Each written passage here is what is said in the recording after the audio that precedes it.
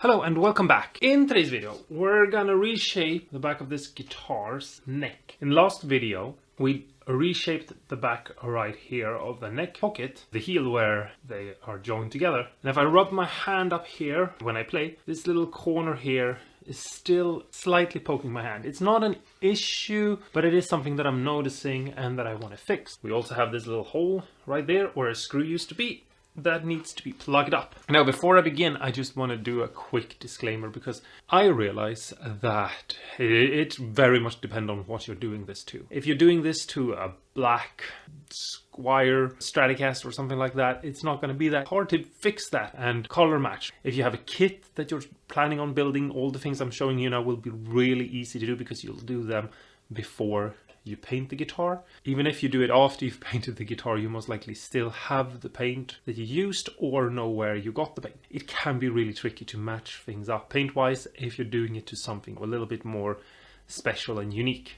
And if you feel like you can't get those paints or do those things, I understand that, and I would say don't do this to a super high-end expensive guitar that maybe you don't think you will be able to make look nice. But I would also say that you can make it work with spray paint and acrylic paint, and you can make it work with clear coating over the separate parts. You can mask everything else off and you can make it look really nice. The only thing that matters is how much time you put into it, and like sanding and making everything smooth and filling the grain with sealer and then sanding it again, and building up the finish and then building up the lacquer and then sanding the lacquer and buffing it. You can do all those steps. I don't have to do those steps on this guitar, but I do have a lot of videos showing you all those steps. If you look at my build series of guitars, for example, you'll see all of these things happening. And that's one of the reasons why I'm not really going into those details in this video, because I've already done it in others. And also this is more focused on just the actual hill. So we're gonna jump in to reshaping this, and we're gonna take this wood off, but we're gonna reuse this wood to try to see if we can't blend it in to the hole so that it seems to be a non-existing hole. Another thing that I have to my advantage is that this guitar is a pretty beaten up guitar. As you can see, it looks pretty relict, and that means that if I get a little bit of mistakes right here or something that doesn't look exactly the way it's supposed to, I can get away with it. So keep that in mind as well. Not trying to discourage anyone, but I want us to be real about our expectations. No one knows what skill level you're at more than yourself. So let's go. All right, so here we have the neck joint, and I'm gonna try to show you what to do.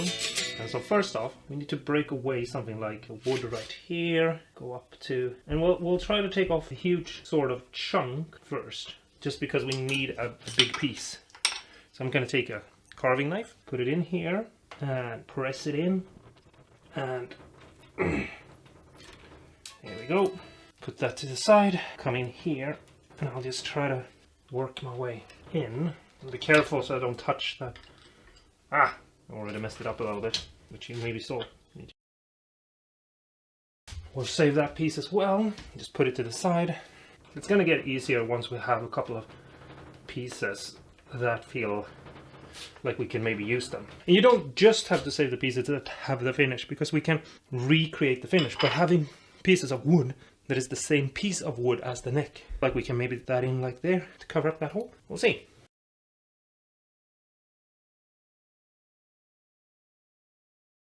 And I'm just gonna try to reshape this a little bit now. I can start off with the knife to just sort of take the bulk out, and it's really nice if you have a really sharp knife, and run my fingers across and try to smooth this out.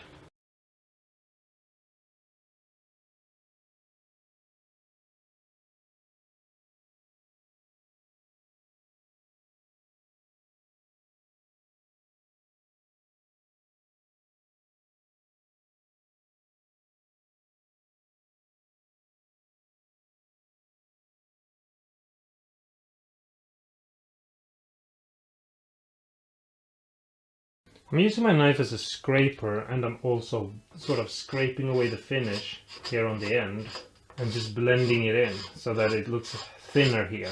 And just to accept the new finish so that we don't have a sharp edge. You can see the difference maybe. I hope you can. Right here how it's sort of smoothed out to the finish, while up here it's still sharp. And we'll go back up here as well.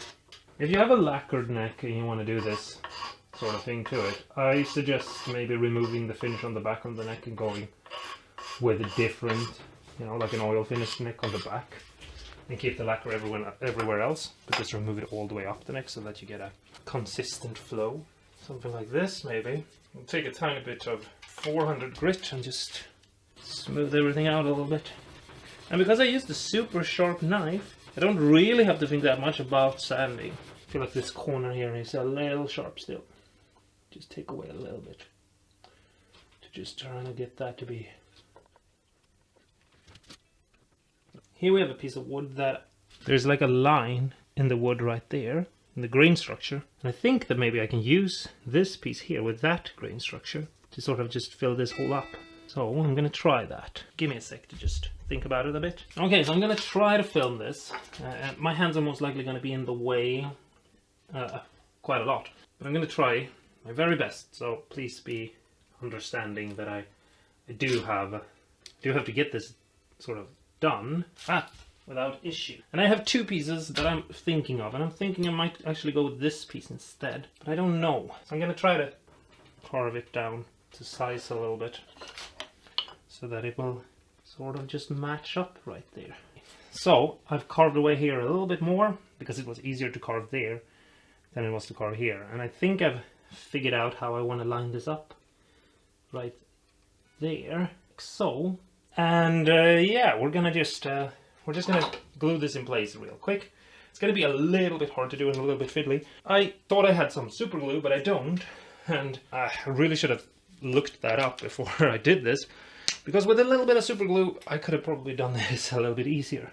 But I'm gonna just add a little bit of wood glue right there, and we're not going to use all of that. We're going to take most of it away actually, because we don't need that much. This is not really that structural, so we can get away with a little bit of cheesecake. But anyway, there we have, spread it out a little bit. And now I'm going to just place this here, trying to get it aligned. I'm going to put this tape to hold it in place, like so. And I'm going to see if I can get a clamp on it. I don't think I will, but I'll try it. Just because if I can, that would be really nice. Do I even have a clamp that might work? Could this one do it? That'd be nice. I should probably use one of those bands. I don't think I have that. Is that maybe? We'll be back real soon. Okay, I'm back. And now the glue is dried. The clamp is off. You can see, here it is. It goes right there. And now I'm just going to zoom back out again and try to see if I can match things up. I'm going to use this knife here instead, even smaller. The other one, trying to just carve away a little bit of the wood till everything gets sort of down its size. Something like that. And now let's just see if we can put a little bit of stain here and break up this angle here a little bit, and sort of mishmash it together with the old finish and get something that maybe works a little bit. So it's two finishes. It's a yellow finish and a brown finish. I'm just gonna dab on a little bit of the yellow first. See if I can mix these colors in. Like that, just a little bit. And we'll leave that for a couple of minutes and I'll be right back. Okay, and now let's add a little bit of the brown into it. And now I'm just gonna apply a little bit of shellac here. I'm gonna just dab it on a little bit and remove the excess because I don't want any drips, but I'll put it on a little bit thicker up and work it in. And since I know the neck is finished in shellac, I can sort of just blend it out like that. And I'll be right back. Okay, so there we have the lacquer. Now we need to sort of break up this area. Try to create a little patch of breakage. Move the finish. I'm just trying to like use the knife in the wrong way, or whatever you want to call it, to sort of create a random pattern of breakage in the finish. And this is just something that I have to do because I have relic neck. Okay, so now I'm going to take some of this. You've seen it before. It's just rusted vinegar things. And I'm just going to smear it on here. And hopefully we get a nice even look to this where it's just the same as it was. And hopefully you will see how it dries and grayens up the wood. Something like that. And now I'm just going to speed the video up. And hopefully you can see something happening.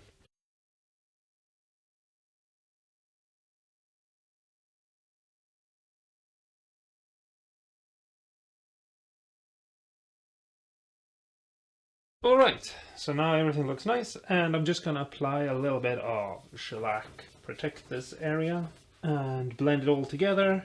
It's all covered with shellac before when I did this whole relic thing, so adding more is a good idea to just make it all look good.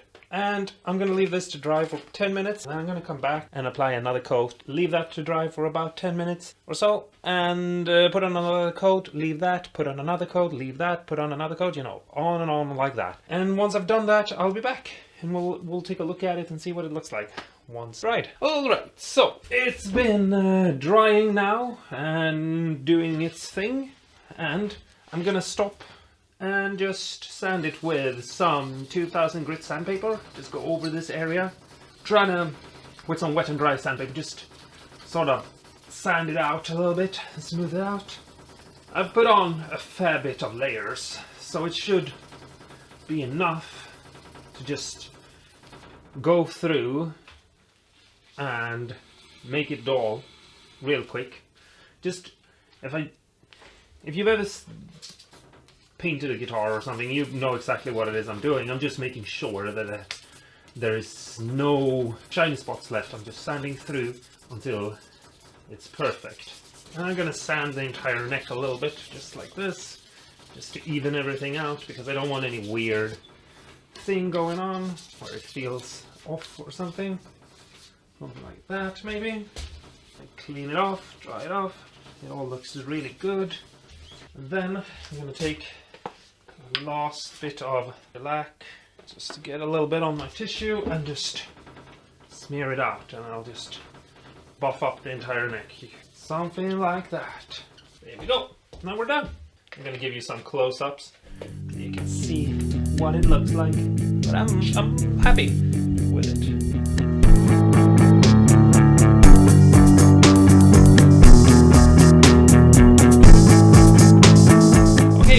There you have it. And yeah, I hope this was inspiring or educational, and that you got some good ideas or something, or yes, that you learned something. Talk to me in the comments below and let me know what you think. If you have any questions, if you're trying to do this to a guitar and you need help, you can talk to me in the comments below. And I'll try to help you with what I think you can do and what you can't do to an already existing guitar.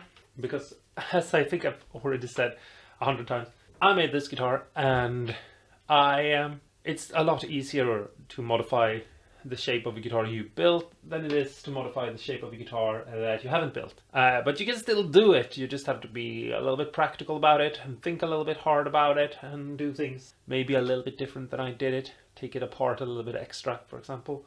All in all, I think it's good.